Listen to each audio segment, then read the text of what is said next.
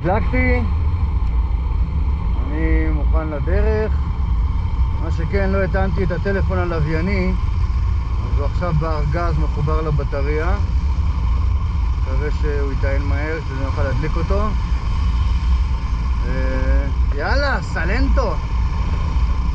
איזה יופי, איזה ערים, איזה מזג אוויר נעים. למרות שזה לא נראה קר, אבל לא קר בכלל.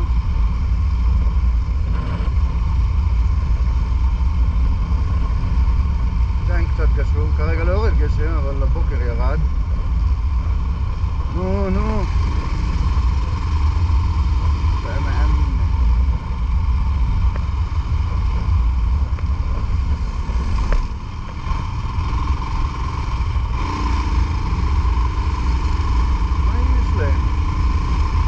תמיד נוסעים בצד השמאלי, אני לא מבין את זה.